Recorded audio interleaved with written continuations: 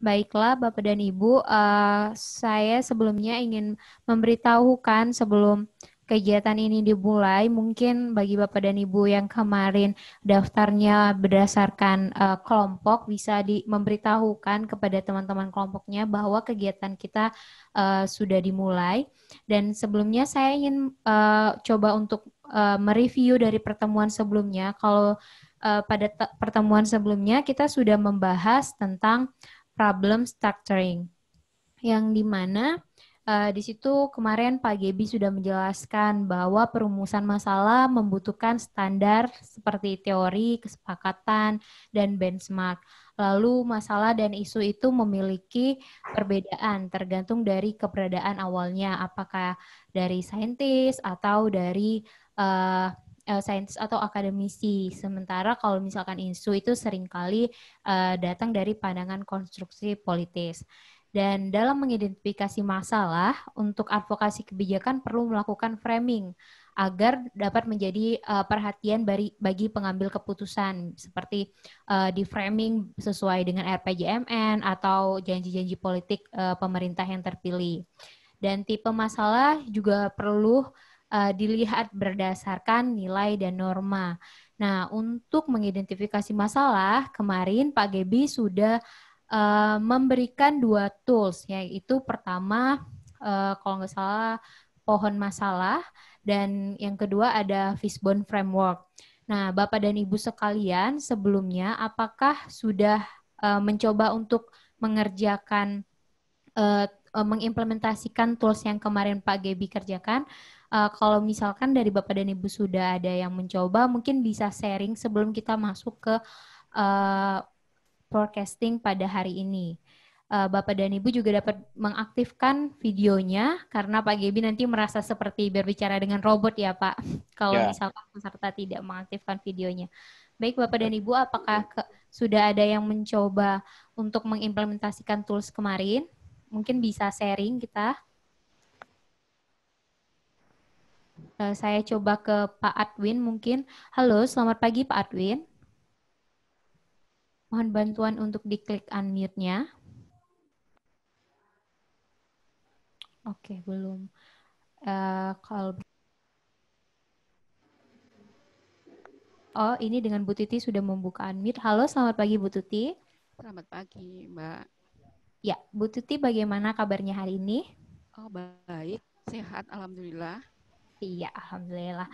Baik Bu, kemarin mengenai tools yang sudah Pak Gebi berikan, apakah Ibu sudah mencoba untuk mengimplementasikannya? Ya, Pak Gebi, selamat pagi Pak Gebi. pagi Bu. Ya, saya sudah mencoba dengan Fishbone Pak Gebi tentang target SPM bidang kesehatan. Itu ada 12, tetapi kami yang ingin coba adalah yang terkait dengan kesehatan ibu dan anak. Kesehatan ibu dan anak itu ada 4 indikator, di mana sebagian kabupaten kota itu tidak mencapai targetnya gitu. Kebanyakan. Sekarang SPM sekarang kan harus 100% Pak Gebi.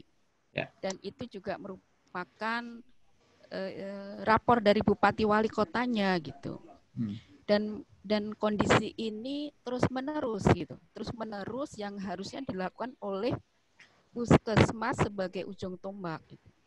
Jadi dari Fishbone di kepala ikan itu saya buat adalah target SPM, rendahnya target SPM kesehatan ibu anak. Jadi di sana rata-rata sebelumnya itu saya membuat di dalam di Excel. Excel itu misalkan ada satu kesehatan ibu hamil, kemudian kesehatan ibu untuk pelayanan ibu bersalin, kemudian ada pelayanan bayi, kemudian pelayanan balita. Di situ hampir sama, itu masalahnya itu penyebabnya hampir sama gitu rata-rata, sehingga kemudian nanti jika ini dilakukan maka kan itu akibatnya kan gitu kan. Kalau tidak dilakukan maka seperti itu. Dia ada penyebab, ada akibat, kemudian atau dampaknya gitu. Kemudian solusinya apa yang harus dilakukan gitu. itu dalam Excel-nya. Terus saya masukkan di tulang ikan, kemudian saya buat pertama adalah main-nya, kemudian ada metodenya, kemudian environment atau lingkungannya, kemudian ada material atau mesinnya seperti apa. Kemudian di situ kami buat. Memang kalau kita perinci lagi dari 4 indikator itu, mungkin kalau kita milih kalau kita masukkan ke teori Delphi, mungkin bisa di pelayanan nakes itu yang akan muncul gitu ya. Di pelayanan nakes itu juga sudah kami buat tulang ikan. Tapi mungkin belum sempurna seperti apa yang Pak Gebi, mungkin Pak Gebi kan sudah ahlinya tentang kebijakan gitu ya. Di situ mungkin dari pengetahuannya atau kompetensi bidan itu, kemudian sarana itu kadang-kadang tidak ada, bidan kitnya tidak cukup, mungkin bidannya juga tidak pernah di tempat, ada pun sarana tapi tidak di tempat, dan mungkin juga budayanya gini, masih ada tenaga non nakes seperti dukun masih ada di situ, jadi nakesnya juga segan gitu. Seperti itu sudah saya masukkan di tempat tulang-tulang ikan itu gitu. Saya kira itu Pak Gebi. Bagaimana? Terima kasih Pak Gebi. Baik, terima kasih Bu Tuti untuk sharingnya. Nanti yang lain monggo secara bebas saja. Kalau waktunya tidak cukup ya Mbak Tri, silakan draft yang sudah ada, yang sudah disiapkan oleh Bapak Ibu bisa dikirimkan ke Mbak Tri. Nanti saya yang komunikasi dengan Mbak Tri, saya akan coba lakukan assessment secara cepat. Oke, dari contoh yang disampaikan oleh Bu Tuti tadi, menurut saya ya kalau dari sisi permasalahan ya Bu ya, berarti standar yang ibu pakai itu lebih kepada cara untuk mengkategorikan sesuatu sebagai masalah atau tidak. Itu kan ada standar nasional yang disebut dengan SPM dengan target 100%, kemudian dibandingkan dengan realitas ya. Itu sederhana kok Bu ya, membandingkan antara rencana dengan realisasi. Itu sudah sesuatu. Nah, sekarang dengan standar yang sederhana itu kemudian dianalisis penyebabnya. Tadi Bu Tuti juga sudah cerita ya, aspek orangnya dianalisis, kemudian metodenya dianalisis, lingkungan fisiknya dianalisis. Lalu ada satu yang menarik tadi berujung ke tenaganya ya Bu ya, ke orang atau SDM-nya. Nah, Bapak Ibu sekalian, untuk membantu Bapak Ibu untuk menganalisis menggunakan sama saja, mau decision tree, problem tree juga sama prinsipnya, kemudian mau pakai tulang ikan juga sama prinsipnya. Bapak Ibu akan sangat terbantu kalau ilmu-ilmu teknis yang ada di dalam lingkup kerjanya Bapak Ibu itu dipakai. Misalnya begini, ini kebetulan contoh Bu Tuti menggunakan soal ketenagaan ini.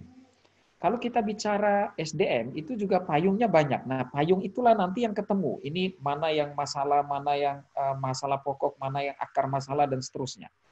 Kemarin saya sampaikan bahwa identifikasinya harus tuntas sampai kepada akar masalah. Ya, karena akar masalah itulah yang nantinya menjadi basis rekomendasi kebijakan. Nah, terkait dengan ketenagaan, ilmu SDM itu kan sederhana ya Bu ya, Bapak Ibu sekalian. SDM itu bisa dilihat satu yang paling sederhana, yang paling atas, lihat antara kuantitas dengan kualitas. Ya. Jadi dicek dulu, yang bermasalah ini jumlahnya atau kualitasnya. Oke. Lalu misalnya dari hasil analisis Bapak Ibu ditemukan, oh masalahnya itu ada pada kualitas. Maka kualitas berarti turun lagi nih, ya, beranak dia, ya, turun ke masalah yang lebih spesifik, penyebab yang lebih spesifik. Nah, berbagai teori atau konsep yang kita pelajari di kampus juga mengajarkan, kalau kita bilang kualitas, itu juga ada ranting-rantingnya. Kualitas itu atau kompetensi dalam, kalau bahasa pemerintah biasanya menggunakan kompetensi ya, bahasa-bahasa kebijakan. Kompetensi katakanlah. Nah, perlu dilihat yang bermasalah itu apanya, apa aspek dari kompetensi yang bermasalah, yang kurang.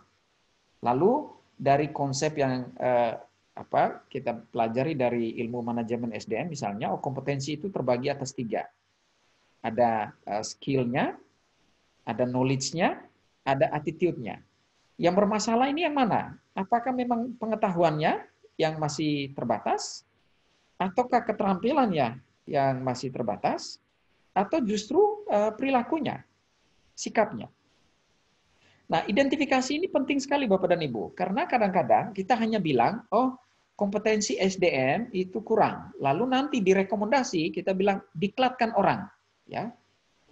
Nah, ini bisa benar bisa tidak. Benar jika yang bermasalah itu adalah pengetahuan atau keterampilan. Maka oke lah, diklat itu bisa menjawab. Tetapi kalau yang bermasalah itu adalah sikap, adalah perilaku, maka tidak bisa dijawab dengan diklat. Ya. Itu jawabannya bisa penegakan sistem disiplinnya, atau sistem insentif, sistem penghargaannya yang dimainkan, sistem pengawasannya yang diperketat. Jadi poin yang mau saya sampaikan, mohon detail dan tuntas di dalam menganalisis penyebab itu sampai pada aspek-aspek yang sangat spesifik, dan ketika itu tidak bisa diturunkan lagi, itulah akar masalahnya, dan akar masalah ini Bapak Ibu pegang sebagai basis untuk memikirkan intervensi mana, ya, rekomendasi apa yang perlu dilakukan oleh pemerintah, langkah apa yang perlu dilakukan oleh pemerintah berdasarkan analisis akar masalah ini. Jadi tidak boleh kemudian hanya berhenti pada masalah yang sebenarnya masih bisa diturunkan, ya, secara lebih detail. Turunkan betul sampai detail, dan ketika dan rumusnya adalah ketika penyebab itu sudah tidak bisa diturunkan lagi. Kalau misalnya kita bilang, oke, ini sikapnya bermasalah. Oke, sikap mungkin turunkan lagi. Kenapa sikap para tenaga kesehatan itu bermasalah? Oh, insentifnya yang kurang. Oh, penghargaannya yang kurang misalnya. Oh, pengawasannya kurang. Lalu ditanya lagi, kenapa insentifnya kurang? Lalu dijawab misalnya, duitnya terbatas. Sudah, nggak usah dilanjutkan. Karena itu problem yang umum. Berarti akar masalahnya ada pada insentif. Atau penghargaannya yang tidak pernah ada. Kenapa ini? Oh, misalnya pemimpin yang ada itu tidak punya awareness ke arah itu. Maka solusi terhadap kekurangan atau rendahnya kompetensi tenaga kesehatan tadi itu dijawabnya justru dengan menyadarkan para pemimpin bahwa yang namanya penghargaan itu penting sekali. Atau misalnya, oh pengawasannya nggak ada. Kenapa nggak ada pengawasannya? Kenapa pengawasan sampai kurang? Oh mekanismenya nggak ada. Berarti misalnya berhenti di situ, maka direkomendasi tindak lanjut nanti perlu instalasi mekanisme pengawasan. Mau yang internal monggo, yang eksternal juga monggo. Jadi intinya Bapak Ibu, ketika mau menggunakan pohon masalah atau fishbone, intinya analisis penyebab itu harus tuntas betul sampai pada aspek yang sangat mikro, itulah yang kita sebut sebagai akar masalah, dan akar masalah itu menjadi titik tolak bagi kita dalam merumuskan alternatif pemecahan nantinya. Sementara itu Bu Tuti, jadi lanjutkan saja, kalau Ibu misalnya tidak keberatan, kirimkan saja materinya ke Mbak Tri, nanti direkap dikumpulkan oleh Mbak Tri akan koordinasi dengan saya akan berikan catatan secara cepat nanti. Oke, makasih Pak Gebi. Ya, baik. Terima kasih Pak Gebi dan Ibu Tuti atas responnya. Baiklah Bapak dan Ibu, tadi sudah kita mereview dan sudah ada Ibu Tuti juga yang memberikan contoh dari apa yang sudah Ibu Tuti coba lakukan dalam problem structuring ini.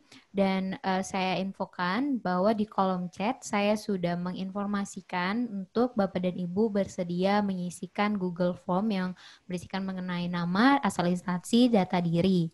Nah, saya harap Bapak dan Ibu dapat mengisikan karena kemarin kalau tidak salah dalam pendaftaran hanya mencantumkan kontak perwakilan kelompok, dan ini akan kalau untuk perwakilan kelompok saja kami agak sulit untuk memberikan pendampingan kepada Bapak dan Ibu dalam menyusun dokumen analisis kebijakan. Jadi mohon bantuannya untuk mengisikan data diri. Lalu juga kalau misalkan Bapak dan Ibu kemarin sudah mencoba mengerjakan identifikasi masalah, bisa dikirimkan draftnya juga. Dan kalau misalkan memang Bapak dan Ibu lupa mengenai apa yang sudah kita pelajari kemarin, silakan untuk mengakses materi video yang sudah kami publikasi di Kebijakan Kesehatan Indonesia, dan di situ sudah ada laman untuk pelatihan analisis kebijakan. Tinggal diklik dan diakses saja. Baiklah Bapak dan Ibu, untuk mempersingkat waktu, saya persilakan Pak Gebi untuk memaparkan dari topik kita hari ini, yaitu policy forecasting. Silakan Pak Gebi.